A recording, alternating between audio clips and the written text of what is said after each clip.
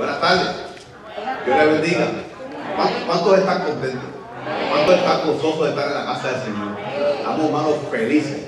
Estamos felices porque estamos en la casa de Dios, casa de oración, casa donde venimos a tener comunión con nuestro Señor, comunión con sus hijos, los santos de la iglesia. Los santos de la iglesia. Y qué bueno verle a cada uno de ustedes.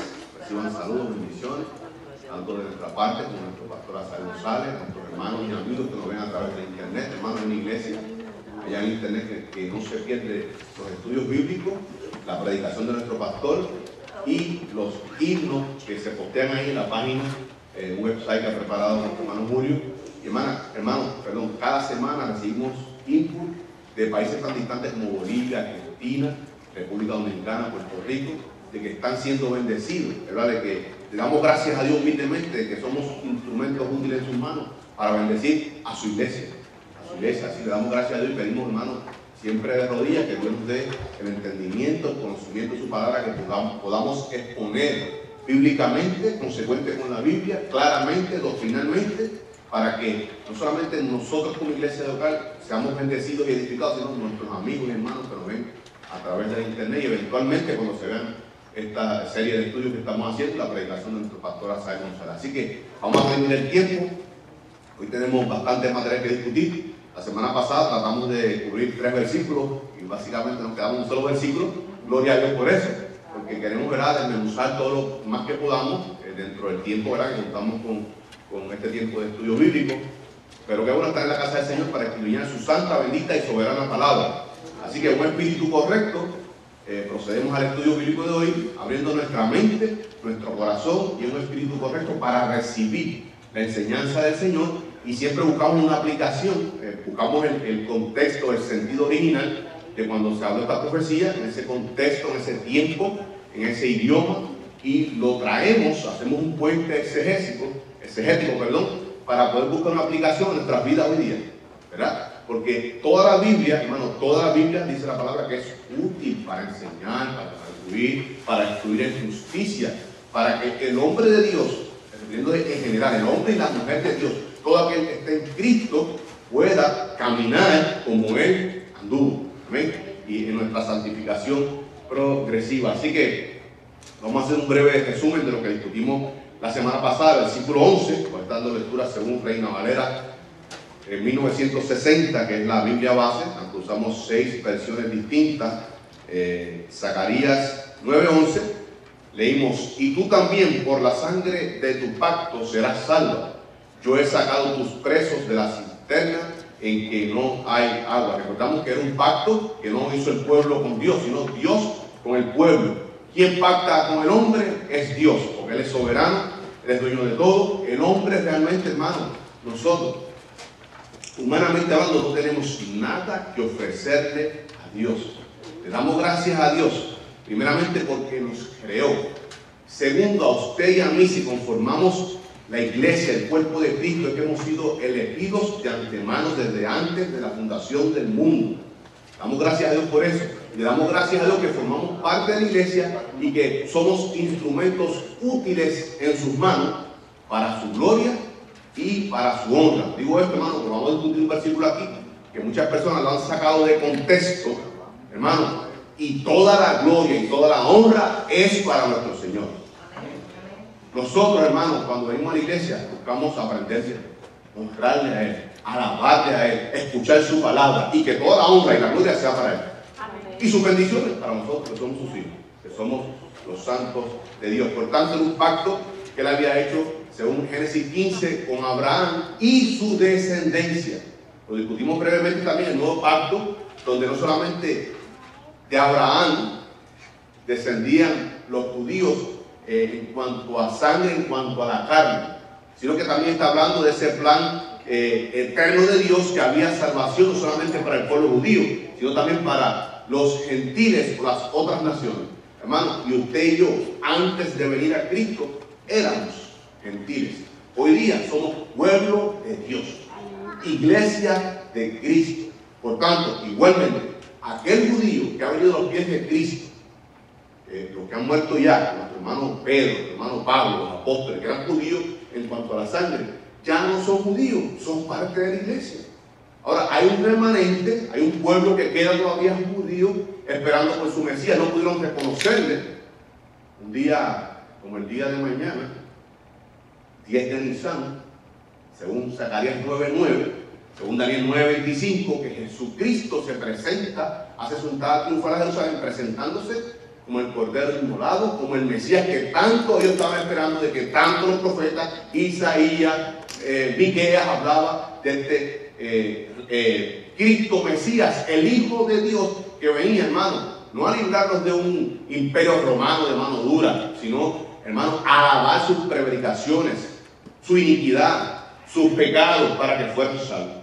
Porque aunque ese pueblo fue escogido por Dios, todo, hermano, la salvación es a través de Cristo. Todos esos sacrificios de machos cabríos era prefigurando el sacrificio de Jesucristo en la cruz del Calvario.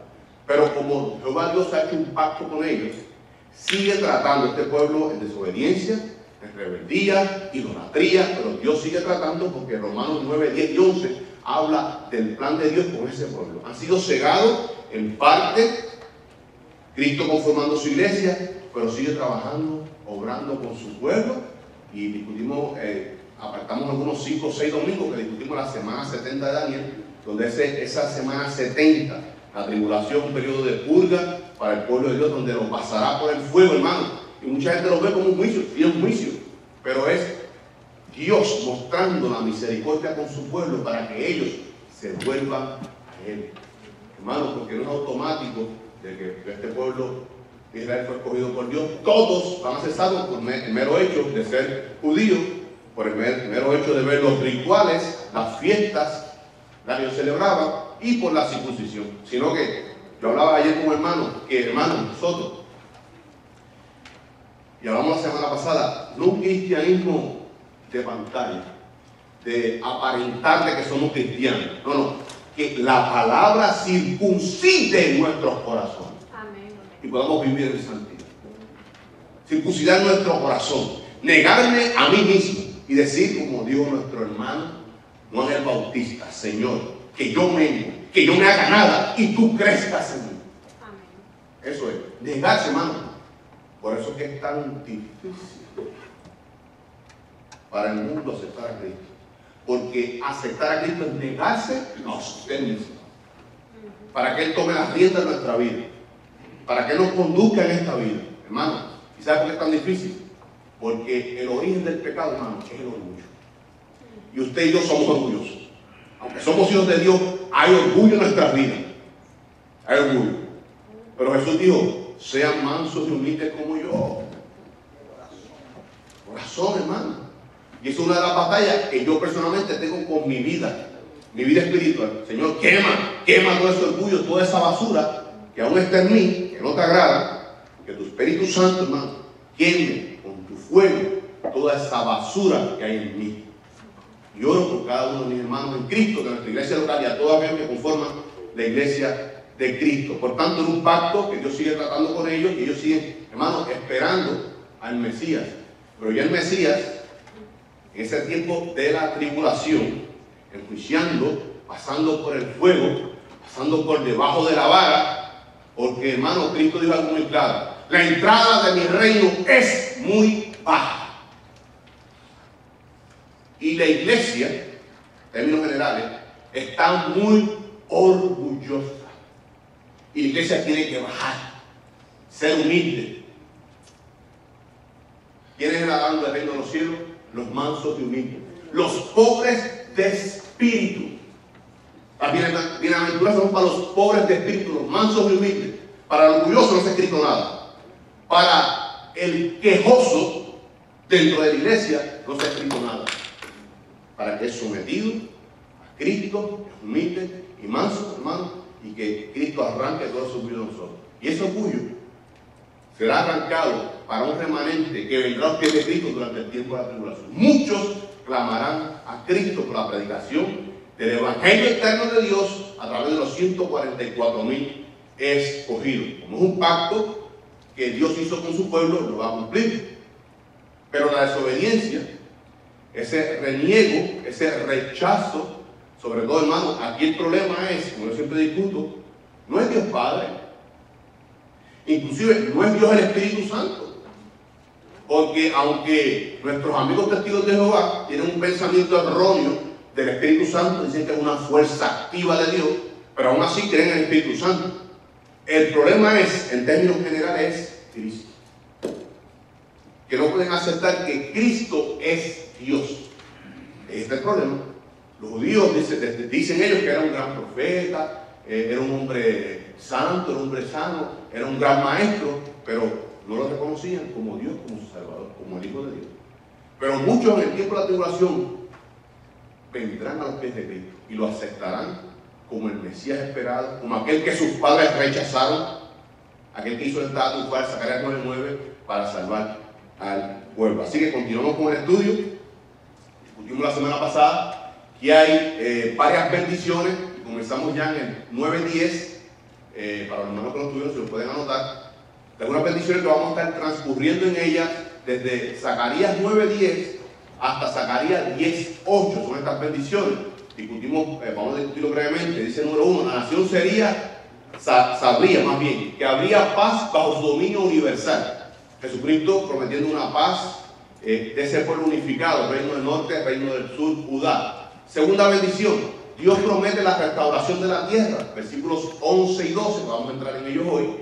Les llevará del exilio hasta regresar a su lugar de origen, basándose en su pacto, el pacto de Dios, sellado con sangre. Hermano, ¿a qué sangre se está refiriendo? ¿La de macho cabrío? Sangre derramada por Cristo, por Jesucristo en la cruz del Calvario. 3. Dios promete la victoria sobre el dominio gentil, no sobre Grecia solamente. Eso vamos a estar discutiendo en ese versículo número 13, no solamente sobre Grecia. Vamos a buscar en ese contexto que se refería cuando decía a Grecia, pero es todo el mundo gentil, versículos 13 al 17, que esperamos cubrir parte de esto hoy, la cual se empezó a cumplir, comenzó a cumplirse. Hubo un destello de ese poder de Dios sobre su pueblo para alcanzar victoria sobre los gentiles en el tiempo de los macabeos. Y recomendamos la lectura de todos los libros, que conocemos nuevamente, no son canónicos, no son inspirados, pero sí cuenta la historia durante ese tiempo de silencio, 400 años, qué pasó con el pueblo de Dios. Y para usted poder entender, sobre todo, el libro de Daniel y Zacarías, tiene que al menos panorámicamente hacer una lectura de estos dos libros. Libros que no son inspirados, pero sí son consecuentes con la Biblia, según Daniel y Zacarías. Primero y segundo de Macabeos son consecuentes con la Biblia y nos ayudan a poder ampliar el conocimiento. Dice, pero será terminada o completada, absoluta, total, completa, cabal, durante el tiempo del milenio, el reinado de Jesucristo. Comenzamos entonces con nuestro texto. Siempre usamos 6 versiones. El Pablo que usted tiene, vamos a estar discutiendo este versículo número 12, nueva versión internacional. Nueva versión internacional, yo siempre la marco con un puntico rojo.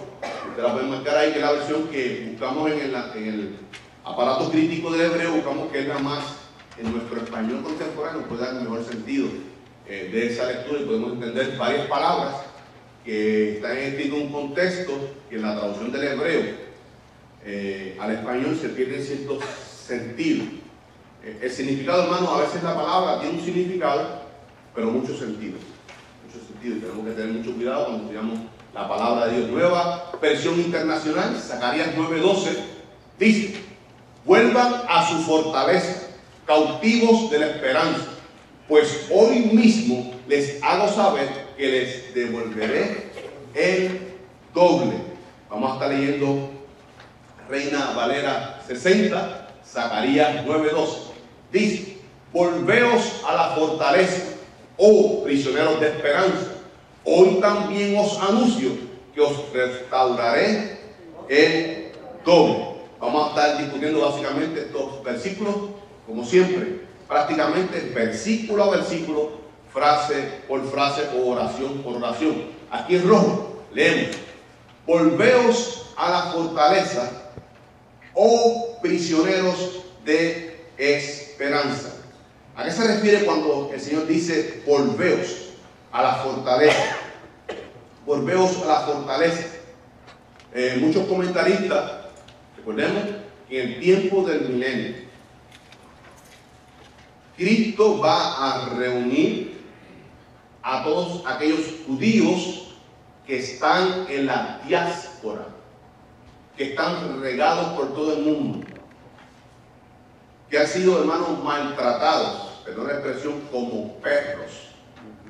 Del siglo XV al siglo XVIII fueron expulsados más de 2 millones de judíos de los reyes españoles de España, básicamente sacados del país a patadas. Para el tiempo de los macabeos, Antíoco Epífanes mató y crucificó a más de 600.000 judíos. Durante la Segunda Guerra Mundial, Hitler mató a 6.2 millones de judíos en campos de concentración. El pueblo de Israel no ha pasado tantas miserias y tantas derrotas, pero dice aquí la palabra, volveos a la fortaleza. Y muchos comentaristas piensan de que se está refiriendo de que el pueblo de Dios, aunque sí es real, Cristo los reunirá nuevamente en su tierra, los recogerá de todos los lugares del mundo. Habrá un llamado, estudiamos aquí, recuerdo en el estudio de Apocalipsis, es un llamado durante ese tiempo a los que todavía quedan en Babilonia, que están hoy día en Irak, judíos que están allí, que son prominentes, multimillonarios. Hay un llamado de ellos que vuelvan durante el milenio, durante ese tiempo, para que vuelvan hacia Judá, hacia Jerusalén. Y en parte podemos verlo en ese sentido. Pero, hermanos, yo pregunto, ¿es Jerusalén? ¿Es Judá la fortaleza del pueblo de Israel? ¿O es Dios mismo? Dios mismo. Ese es el sentido más amplio. O sea, hay un llamado, volveos a la fortaleza que soy yo, que soy su Dios. Ahora, en el sentido profético, Jesucristo implantará este milenio, este reino milenial. Su cuartel general será Jerusalén, la ciudad que él escogió, que está enclavada en la tribu de Judá. Y ciertamente ellos volverán a Israel. Volverán. Hay una promesa de Dios de reunirlos nuevamente a su pueblo allí, aquellos que sean salvos durante el tiempo de la tribulación y entren al milenio. Pero el sentido más amplio es un llamado de Dios a su pueblo a que se vuelvan a Él. Su fortaleza es Dios. Hermano, mi fortaleza no es la iglesia. Mi fortaleza no es mi denominación. Mi fortaleza viene de Dios mismo. Mi fortaleza es Dios. ¿Verdad que sí? Pero yo me reúno porque Él me manda a tener comunión con su pueblo, a congregarme en una casa de oración que cuando estamos aquí es constituida templo de Dios. Yo tengo que reconocer que el Espíritu Santo, Dios mismo, ha tomado posesión de mi cuerpo, de su cuerpo, que es templo de su Santo Espíritu. Por tanto, ese volveos a la fortaleza se refiere más bien en el sentido más amplio a que vuelvan a Dios. Y sí, en ese sentido, en ese contexto, si ellos van a volver a Jerusalén, a Judá durante el tiempo milenial, pero recordemos, versículo 10 dice que Dios tendrá misericordia, compasión, seguirá tratando solamente con Judá, el reino del sur. No, dice también el reino del norte, habrá paz. Por tanto, hermano, aquel judío que hoy es descendiente de los israelitas del reino del norte, volverán al reino del norte. Está hablando un Palestina como un todo. O sea que si estamos en sentido consecuente con la Biblia, ese volver a la fortaleza realmente es volverse a Dios mismo. A Dios mismo, hermano. Si todo ese padecimiento que ha pasado el pueblo y toda esa masacre y todo, no tiene que ver con la frase que ellos dijeron, que su sangre caiga sobre nuestros hijos. Recuerden, hermana, aunque es el pueblo de Dios, están desobediencia, hay castigo. Dios castiga al que ama. Y aún esos israelitas desobedientes, Dios tiene amor para ellos. Buscando una aplicación para la iglesia, aún hijos de Dios que están en la iglesia son desobedientes, Dios tiene misericordia y los sigue amando y sigue tratando con ellos. ¿Verdad? A veces vemos hermanos nuestros que no estamos, usted ni yo somos nadie para juzgar, pero vemos la vida de algunos de nuestros hermanos que no es consecuente con hijos de Dios.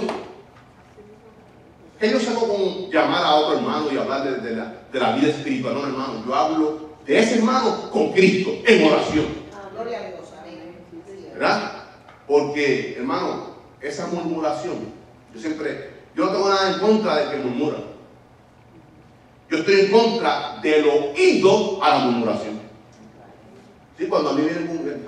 hablo con el pastor, hablo con el pastor. Hable con los líderes. Porque, hermano, tenemos que tener mucho cuidado con la murmuración. ¿Quién levantó la mano? Sí, hermano Jesús.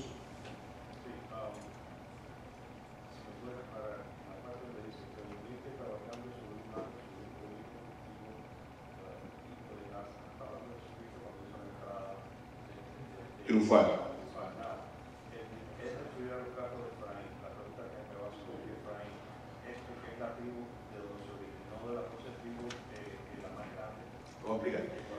Cuando se divide el reino, hay dos tribus que pertenecen al reino del sur, Judá y Benjamín. Las otras 10 conforman el reino del norte. Y Efraín, en Efraín se encuentra Samaria, que es la capital de ese reino del norte. Por eso decimos muchas veces que se usa lo que es una metonímia. Meto es meta, cambio, onoma, nombre, un cambio es sinónimo.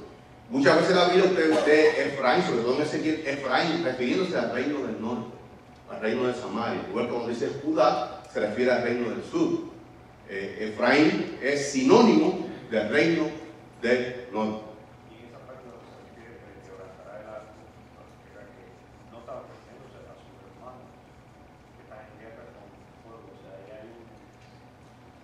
Eso discutimos el domingo pasado brevemente, cuando dice, y destruirá los carros de guerra, o el arco de Efraín, y los caballos de guerra de Judá. Hasta hoy día, hermano, están divididos el pueblo de Israel. Exactamente. Unificando el pueblo habrá paz, no solamente en las naciones, sino con mi pueblo. Ustedes que son mi pueblo, que están divididos, hermano. Por eso Cristo, este es un paréntesis, por eso Cristo le dice al Padre, allí en Getsemaní: Padre, yo no quiero un pueblo como el que por tantos siglos hemos tenido, dividido. Yo quiero un pueblo unido, unificado, que es la iglesia. Yo quiero un pueblo unido. Hemos tenido un pueblo, Padre, desobediente. Y no solamente desobediente, sino que no están unidos. Yo quiero un pueblo que esté unido, que va a ser mi iglesia que yo edificaré. Y ese versículo número 10 dice que habrá paz entre el reino del norte y el reino del sur. Y será, lo que me gusta la expresión, Palestina toda, todo Israel. Unido, ese tiempo que hasta el día de hoy, los de Judá, si usted encuentra, si usted tiene oportunidad de hablar con algún judío y le menciona sobre un samaritano, dice: no, esos son perros. Hasta el día de hoy. Son perros, ¿por qué? Porque según segundo libro de Samuel, capítulo 17, los asirios comenzaron a traer asirios para mezclarlos con los israelitas. Y se mezclaron. Y ellos le dicen mestizos, le dicen bastardos a los del reino del norte. Pero en ese tiempo milenial no habrá esa división de ese pueblo, sino será un pueblo todo de Cristo, pueblo unido. No habrá una paz, una armonía, en el griego, una koinonía, una comunión. No solamente una amistad, sino una comunión, una intimidad entre estos dos, un mismo pueblo de estos dos bandos. Precisamente esta semana estuvieron hablando de la Casa Blanca, que dicen que los palestinos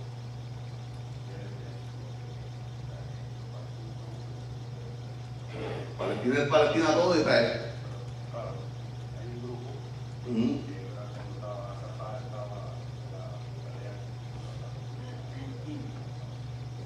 Inclusive, nosotros leímos aquí en Zacarías 9:7, dice que muchos filisteos se volverán a Dios y formarán parte del pueblo, como los jebuseos, que permanecieron cuando David permanecieron en Israel y se volvieron como un judío también.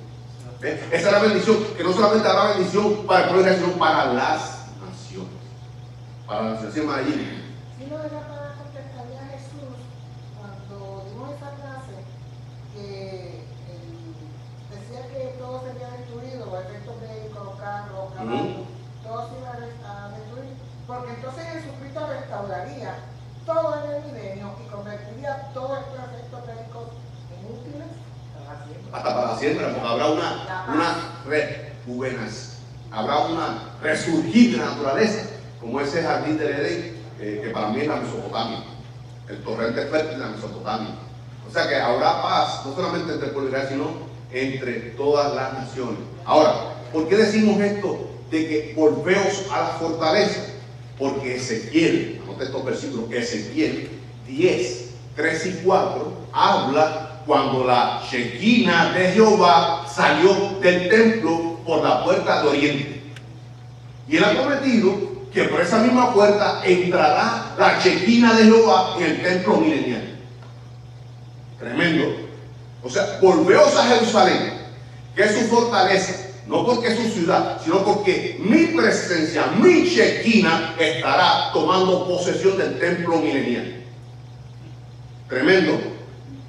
Ezequiel, lo está leyendo, Ezequiel 10, 3 y 4. Cuando la presencia de Dios sale del templo, dice Ezequiel 10, 3 y 4. Y los querubines estaban al lado derecho de la casa cuando este varón entró, y la nube llenaba el atrio de adentro. Entonces la gloria de Jehová se elevó de encima del querubín al umbral de la puerta. Se eleva la presencia y sale por la puerta. Dice, y la casa fue llena de la nube, y el atrio se llenó del resplandor de la gloria de Jehová. Cuando la Shequina, la presencia de Dios, sale del templo. Pero hay una promesa, que la Shequina de Jehová volverá durante el tiempo del milenio a ocupar su templo. Por eso leímos en un capítulo anterior, decía que y se le entregará lo santísimo al santo que es Jesucristo. Las cosas santísimas en el milenio, quienes podrá entrar allí, vimos en el capítulo 6, que Jesús será rey y sumo sacerdote. Rey y sumo sacerdote. Ezequiel, anota. Ezequiel 43, 1 al 4. Cuando por esa misma puerta del oriente, la puerta dorada, que sale la presencia de Dios durante el milenio, por ahí mismo entrará, porque dice Zacarías 14, que Jesucristo cuando venga en su segunda venida, posará la planta de su pie sobre el olivete, el monte de los olivos. ¿Y qué puerta queda frente al olivete? La puerta del oriente. Y entrará por la misma puerta que Zacarías 9:9 hizo su entrada en Israel. Jesucristo. Ezequiel 43, 1 y 4. Dice el profeta Ezequiel, viendo esta visión de ese templo milenial, cuando vuelve la presencia, la Shequina de Jehová al templo, me llevó luego a la puerta, capítulo 43, 1 y 4 de Ezequiel, a la puerta que mira hacia el oriente. Tremendo. Zacarías 9:9, referencia cruzada. Y aquí la gloria del Dios de Israel, que venía del oriente, y su sonido era como el sonido de muchas aguas. Y la tierra resplandecía a causa de su gloria. Tremendo, hermano. Y el aspecto de lo que vi era como una visión, como aquella visión que vi cuando vine para destruir la ciudad. Y las visiones eran como la visión que vi junto al río Quebar. Y me postré sobre mi rostro. Y la gloria de Jehová entró en la casa por la vía de la puerta que daba al oriente. Aleluya, gloria a Dios. Y el pueblo de Israel espera eso, hermano. Por tanto, ese llamado, volveos a la fortaleza. A mí, porque estará mi presencia allí, en el templo milenial, y quiero estar con mi pueblo. Es un llamado a que vuelvan a la fortaleza, que soy yo su Dios. No Israel, no Judá, no Israel, inclusive ni el mismo templo, sino yo mismo. Mi presencia estará allí con mi pueblo. Dice, oh prisioneros de esperanza. Hermanos, hasta el día de hoy discutimos Jeremías 2, versículo 13, que el pueblo de Dios construyó cisternas rotas que no retenían agua. Dos cosas, dos males ha hecho mi pueblo. Número uno, me abandonaron a mí, al único Dios vivo y verdadero. Primero. Segundo, construyeron cisternas que no retienen agua. ¿Qué es esto? Buscando otros dioses. Y hoy día, en la iglesia, hay gente que están en la verdadera iglesia de Cristo buscando en otras cisternas, buscando en otras fuentes, viviendo doble vida. Jesús dio algo muy claro: mejor que estés frío y no tibio, porque te vomitaré de mi boca, de dentro de mi cuerpo, que es la iglesia, te expulsaré. En otras palabras, cuando Cristo venga al rapto de la iglesia, se quedará. Hay un predicador puertorriqueño muy conocido que yo oí una predicación de Dios. Esto está tergiversado. Esto no es. Este hombre dice que ese versículo es que cuando Cristo venga, escuchen, que hablo de G.J. Ávila. Dice este hombre, y lo digo abiertamente: cuando Cristo venga, está diciendo que cuando Él venga en el rapto de la iglesia, ese de que el tibio lo vomitará de mi boca, quiere decir que Cristo recogerá su iglesia. Escuche, tremenda herejía. Y cuando Él toma su iglesia, y ya cuando estemos en la nube, se dará cuenta que hay algunos que no son, y los volverá a vomitar. No. Eso se refiere que el que no esté en Cristo se quedará. Hermano, hay algo que me enviaron un video por YouTube, que Cristo vino, el rapto de la iglesia, en un momento como ahora. Un pastor predicando y la iglesia escuchando el rapto de la iglesia, y se quedaron 7 horas. ¿Qué pasó? Esos son vomitados de la boca, del cuerpo, o sea, estaban dentro de la iglesia, virtualmente como que conformaban la iglesia, pero cuando Cristo venga, se quedaron sentados en las bancas. Tremendo, hermano. Yo guardo unas palabras que el pastor habla aquí y siempre que salgo afuera aquí las comparto.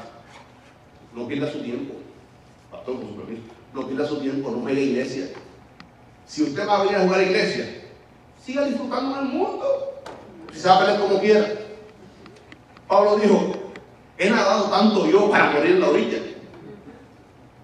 Pablo dijo: he sido yo payaso, espectáculo, esa es la palabra, payaso para el mundo y para los ángeles de Dios.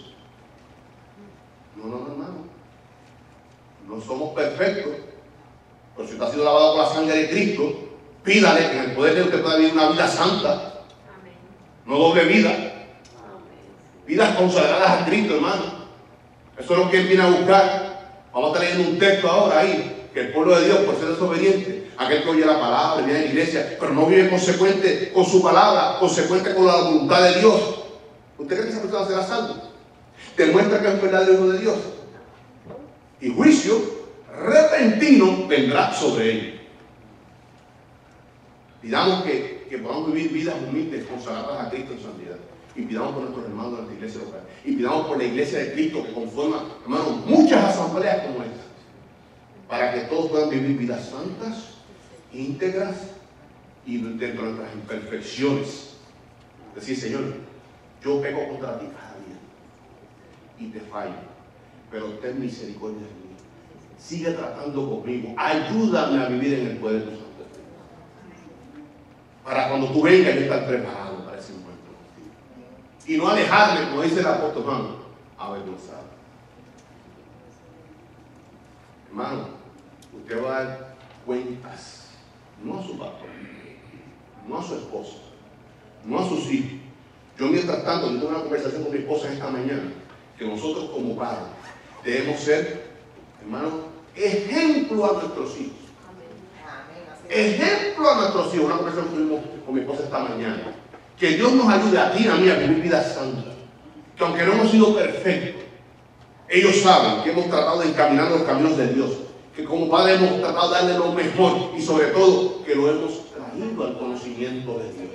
Que de ahora en adelante Dios nos ayuda a vivir en santidad y a ser testimonio para nuestros hijos.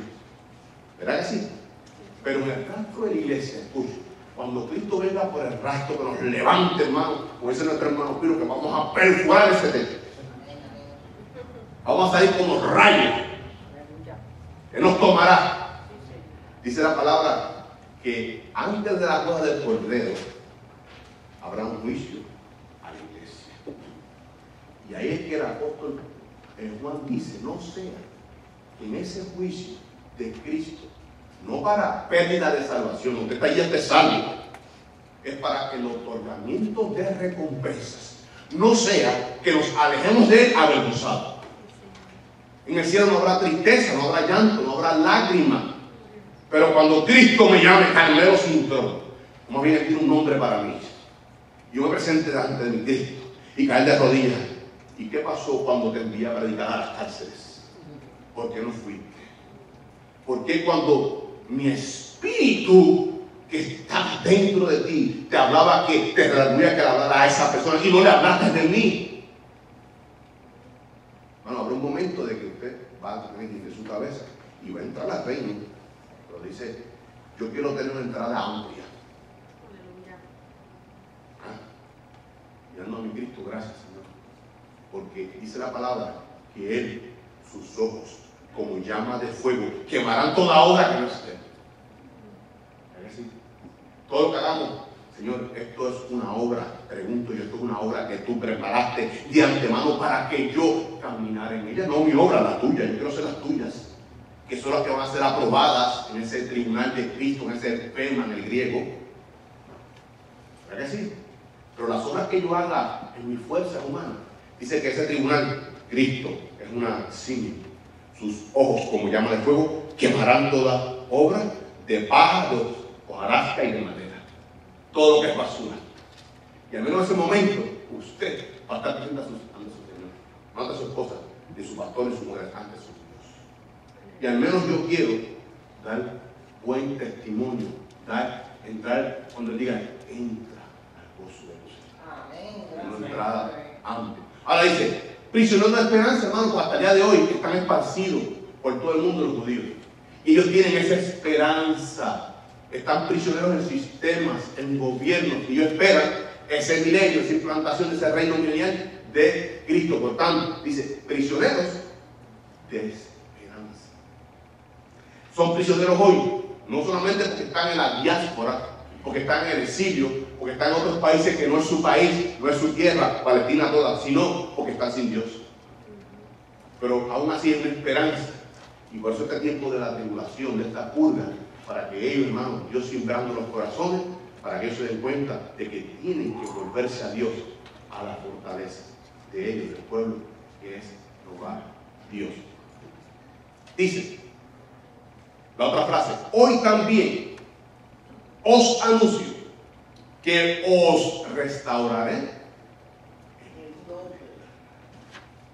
O sea, hermano, la conjunción también, hoy, también, además de todas estas bendiciones, de que habrá paz, hermano Jesús, entre el reino del norte y el reino del sur, de que habrá paz no solamente entre ustedes, sino entre todas las naciones, de que mi Shekinah, mi presencia, tomará posesión de ese templo milenial para restaurar la comunión con ustedes que son mi pueblo. Además de eso, yo, Jehová Dios, anuncio que os restauraré el doble.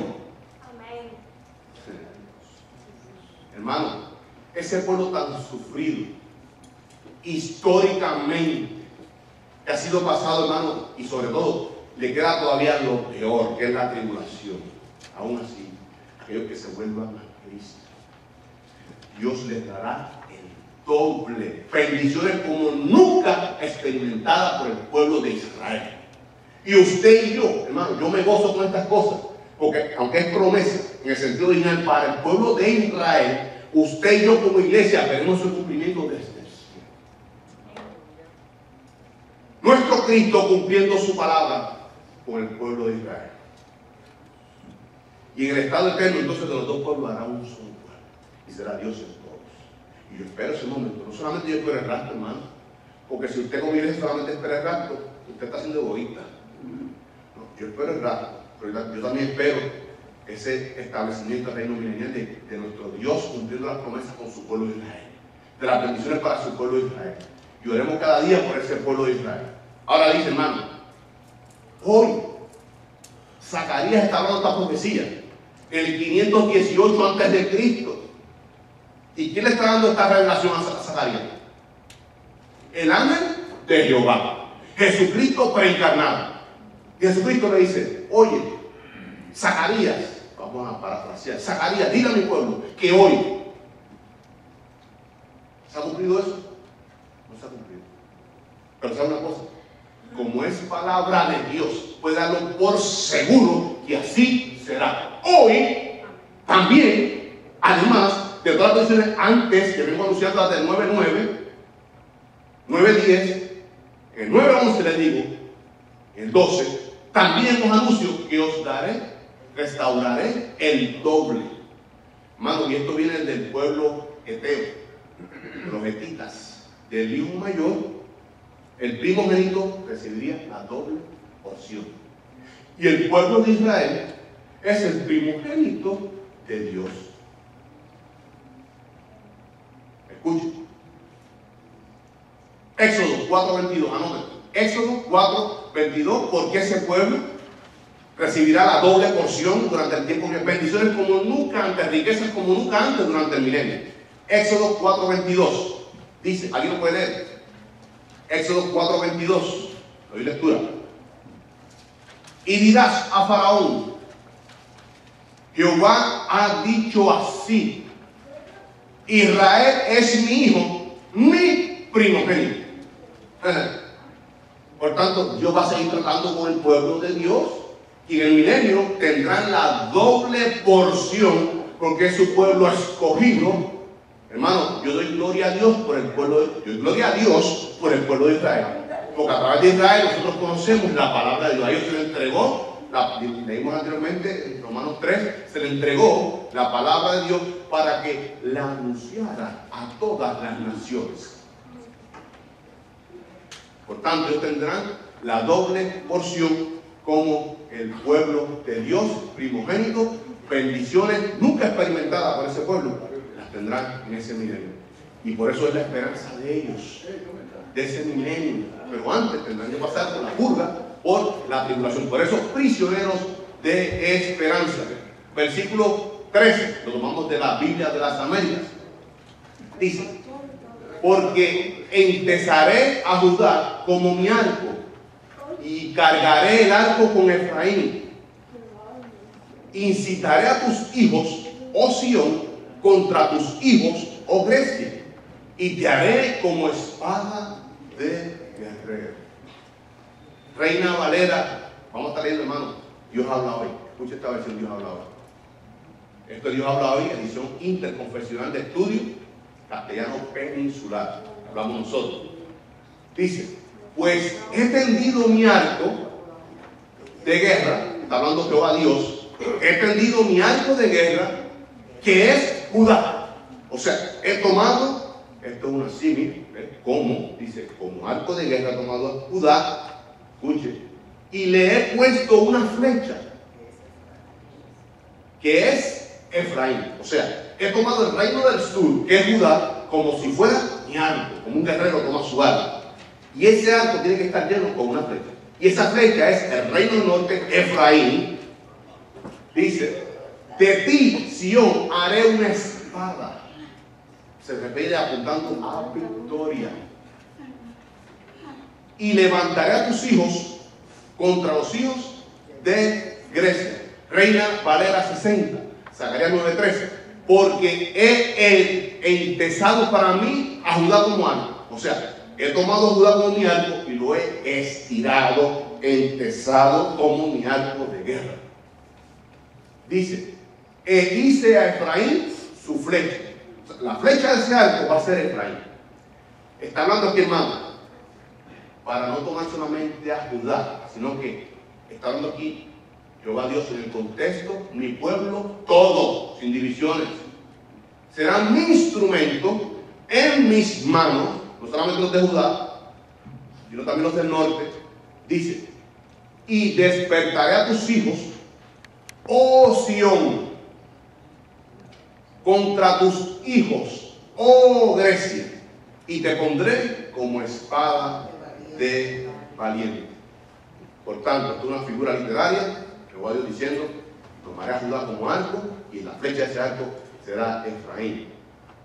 Escucha, hermano, esto tuvo comienzo en el 168 antes de Cristo. Comenzó en parte a cumplirse esto cuando Jehová Dios, por eso hemos dicho tanto la lectura del primer y segundo libro de Macabeos, levanta hombres que no eran hombres cualquiera, porque los macabeos vienen de la descendencia de los sumos sacerdotes, de la línea central que era a través del hermano de Moisés, Aarón. No eran cualquiera persona, vienen descendientes de Jarib, hijo de Josué, de que está hablando Zacarías capítulo 6, sumo sacerdote para esta profecía. Ellos vienen descendientes de esa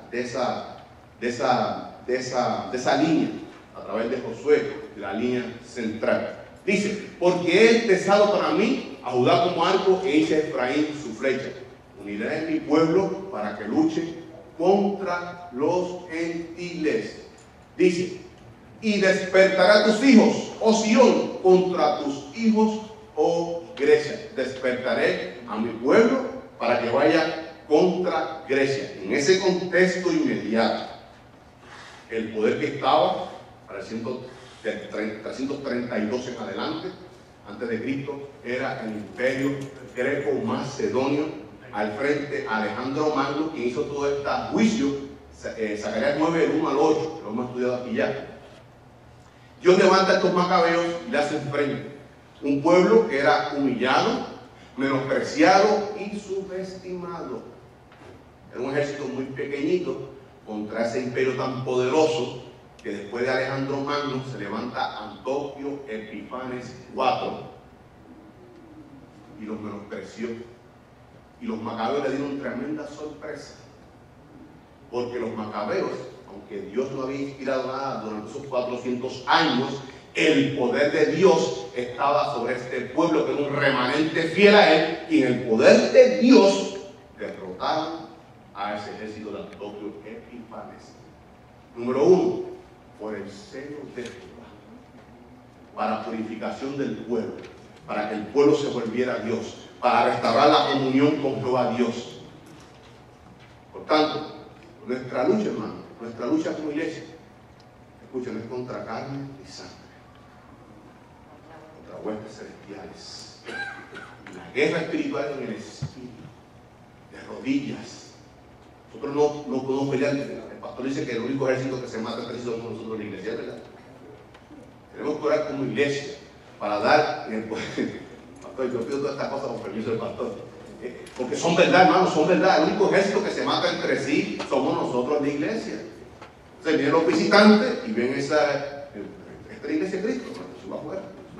Y tenemos que caminar en el poder de Cristo. Por tanto, en el poder de Dios, estos macabeos se levantan. Dios tiene la victoria de Antíoco Epífanes. Pero en el contexto general, dice a los hijos de Grecia, se refiere al mundo gentil en general. Al mundo gentil en general. Dice, esto es, hermano, lo que es el imperio de Persa. Cuando Zacarías está escribiendo esta profecía, este es el imperio persa. Ahora, después del imperio persa, en el 332, viene el dominio, el imperio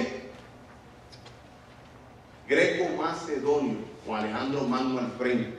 Y ese territorio se amplía tan distante como hasta el norte de África, hasta a la ciudad de Cirene, donde era Simón de Cirene, aquel que ayudó a Cristo en el capítulo 27, 28 de Mateo, a ayudar a llevar la cruz al Calvario. De ahí este hombre de Cirene. Vamos a estar viendo aquí, según la referencia de Lobo, para poder ver ciertas cosas. ¿Qué comprendía ese territorio? ¿Por qué decimos no solamente se refiere a Grecia? Porque este imperio era muy grande, tanto como al norte de África, hacia el occidente o hacia el oeste, y tan al norte como a Macedonia, y tan al oriente como hasta India. Por tanto, ese dominio no solamente era referente a Grecia, sino a todo ese imperio, a todo ese mundo gentil que era helenista. O sea, que había adoptado la cultura, la costumbre, la religión de los griegos, helenistas. Vamos a estar viendo aquí para dar de qué comprendía ese territorio. ¿Qué comprendía ese territorio? Mira, hermano, esto es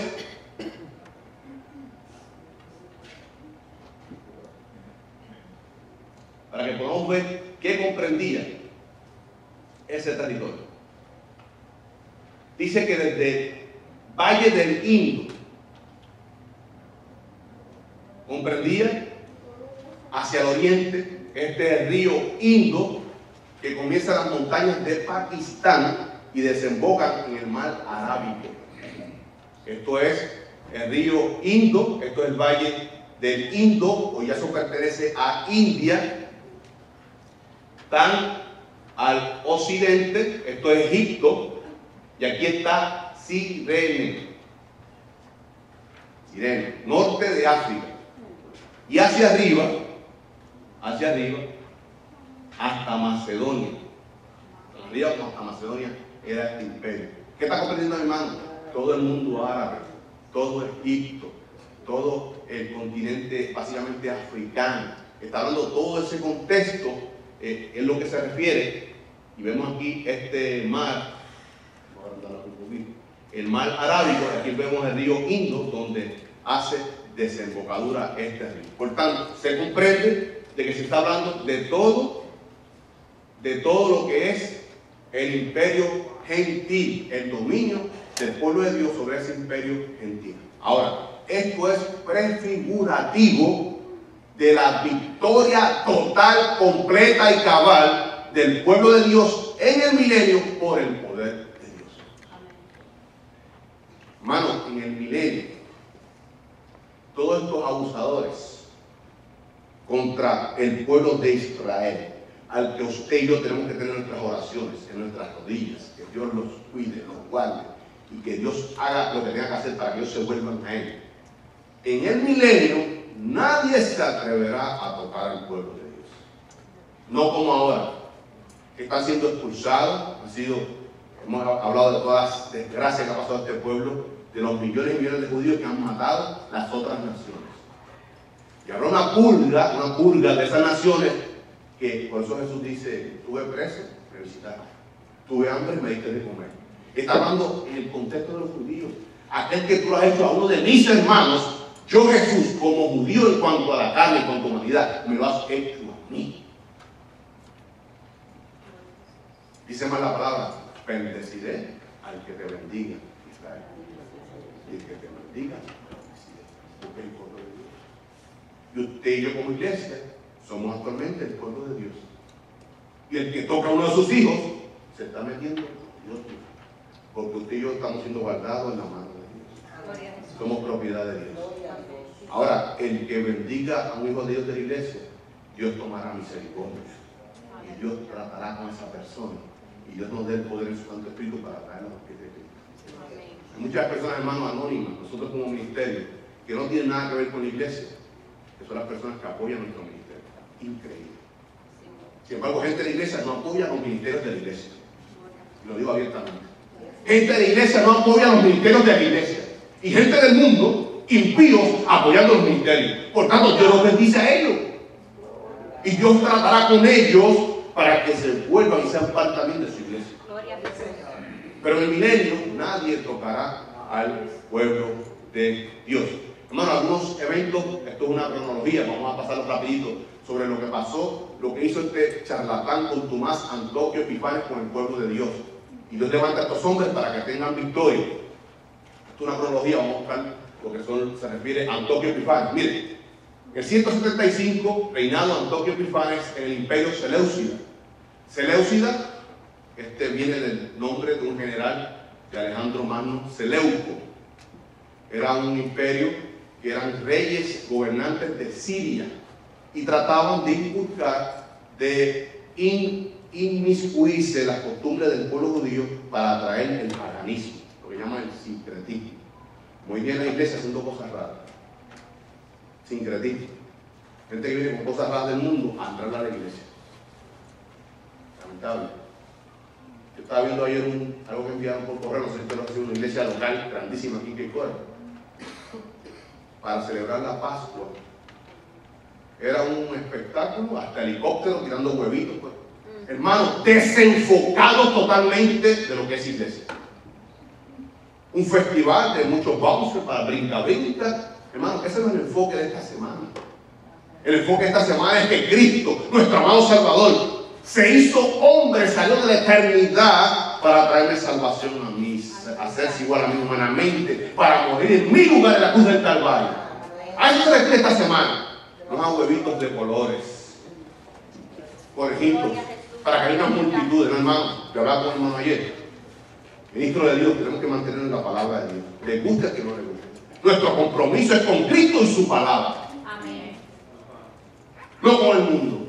Y cuando veamos algo que entre por ahí que es del mundo, levantar nuestra mano. Usted como responsable usted es un atalaya.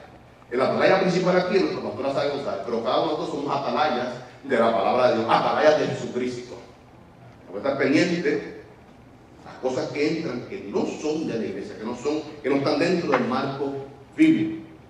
Dice, 168, Antíoco Epifanes profana el templo, que sacrificó una cerda, un animal impuro, en el templo de Jehová. Antíoco Epifanes oprime a los judíos. Antíoco Epifanes saquea Jerusalén y roba todas las coronas del templo, todos los utensilios del templo. 166, Antíoco Epifanes practica la crucifixión. Crucificó a más de 600,000 judíos. Crucificados, la abusadora. Antíoco Epifanes persigue a los judíos. Dice, Antíoco Epifanes prohíbe la práctica del judaísmo, los rituales, los sacrificios, quería romper con todo eso, las costumbres de los judíos. Antíoco Epifanes, en el año 169, se decreta Dios en minúscula. Tremendo. Antíoco Epifanes heleniza a los judíos, inculcando la cultura antigua griega. O sea, cambiar la mentalidad, lo que quisieron hacer en Babilonia. Cambiar un nombre, de costumbre, de todo. El helenismo. Cambió el nombre de Jerusalén como Antioquía de Judea. Cambió el nombre de Jerusalén. Que eso, hermano, era algo terrible para el judío. Y al templo de Jerusalén le llamó el de Zeus olímpico. Y el de Samaria, o el de Jericín, el Zeus hospitalario. O sea, ya no el templo de Jehová. Tremendo. Dice, Antíoco Epifanes renombra a Jerusalén. Dice aquí, también le cambia el nombre al templo y a la ciudad. Por tanto, Dios levanta a estos hombres para que hagan guerra contra Antíoco Epifanes y puedan liberar. Y experimentaron en parte, por eso hemos dicho que esta profecía de Zacarías es traspuesta, pero habrá un cumplimiento total y cabal en ese milenio del pueblo de Dios, donde ya nadie tendrá estos abusos, estos atropellos contra el pueblo de Dios, porque Jehová Dios prometió que estaré como guarda velando a mi pueblo. Dios ha permitido todo esto en este tiempo por la desobediencia del pueblo de Israel, pero es dentro de su misericordia para que ellos se vuelvan a la fortaleza de ellos, que es Dios mismo. Hermano, continuamos el próximo domingo, versículos 14 al 17, nos ponemos de pie para darle continuidad al culto de hoy. Hermano, y el culto no es una actividad, es una actitud, respuesta del alma ante un Dios que nos ama tanto y ha tenido tanta misericordia para nosotros. Oremos. Amantísimo Dios y Padre Celestial, venimos delante de tu presencia, Padre, en acciones de gracias por tu amor, tu infinita misericordia, mi Señor. Gracias por permitirnos estar aquí en este lugar, este día, reunidos, Padre, en comunión contigo, pero también con tu pueblo, con tu iglesia, Padre Santo, con el cuerpo, con los santos de Dios, con los hijos de Dios. Te damos gracias, Padre, por este tiempo que hemos podido abrir tu palabra, la Biblia, escudriñarla, estudiarla, Padre, aprender. Y ayúdanos, Padre, a seguir creciendo en tu conocimiento. Tú lo dices en tu palabra, que no quieres sacrificios ni holocaustos, mas tú prefieres el conocimiento tuyo en tus hijos, Padre Santo. Danos conocimiento. Ayúdanos, Padre, a hacer, indagar en tu palabra, escudriñarla, meditar en ella día y noche, Padre Santo. Y ayúdanos, Padre, a tomar decisiones concretas conforme al marco bíblico, Padre Santo. Ayúdanos a vivir en santidad como hombres y mujeres que conformamos tu iglesia, que te representamos aquí en este mundo, Cristo amado. Ayúdanos en el poder de tu Santo Espíritu a predicar las buenas nuevas de salvación con poder para tu gloria y para tu honra. Y que muchos, a través de nosotros, como tus instrumentos, Padre Santo, muchos alcancen salvación de sus vidas, Padre Santo.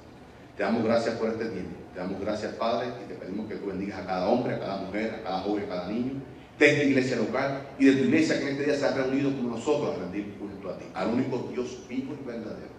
Ayúdanos, Padre, a estar expectantes, vigilantes, a esperar a Jesucristo en cualquier momento, Padre Santo y Padre Agrio. Anhelamos, deseamos ese momento cuando estemos contigo, Padre, cara a cara, eternamente. Gracias, Padre Santo, de antemano por el mensaje que tú has preparado a través de nuestro pastor, tu siervo, tu atalaya, tu vocero, nuestro pastor Asael González, Padre. Que sea un mensaje que atraviese nuestra alma, Padre Santo, que simbre nuestros corazones, Padre, que conmueva nuestro espíritu, que podamos hacer los cambios necesarios conforme a esa palabra. Ayúdanos a vivir en santidad, Padre Santo. Te damos gracias y pedimos todas estas cosas creyendo en el poderoso nombre de tu Hijo, eterno y amado, nombre, sobre todo nombre, Jesucristo, nuestro Señor. Amén. Gracias.